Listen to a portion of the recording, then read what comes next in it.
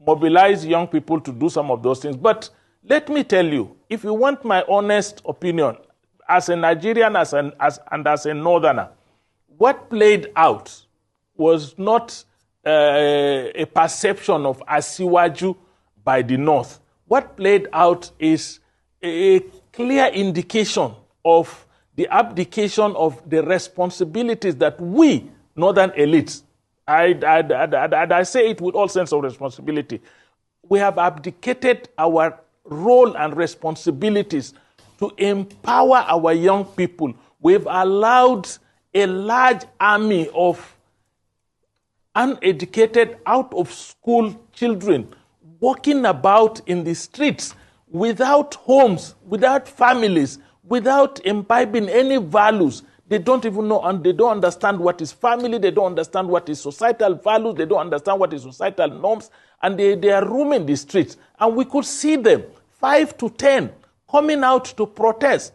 And imagine, when they broke into Kano, the National Library in Kano, they took away everything except books. Not one book was taken by anybody.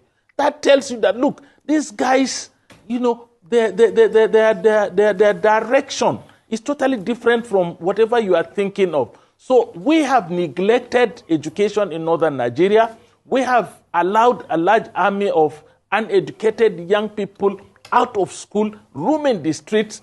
They have been the reservoir from where insurgents have been recruiting their army. They have been the reservoir from where bandits and kidnappers have been recruiting their army. I even saw a placard in Hausa saying, Munasa Arege Kudin Wiwi, that they want Igbo armed Indian hemp prices to crash. These are the kind of people that we are breeding in northern Nigeria. So it's beyond just our perception of Bola Ahmed Tinubu government. It is, a wake-up call to every northern elite, whether you are a political elite or an economic elite, that if we do not, turn around this situation, right, if we do not address our out-of-school children, if we do not address the absence of skills in our children in northern Nigeria, if we do not address the problems of,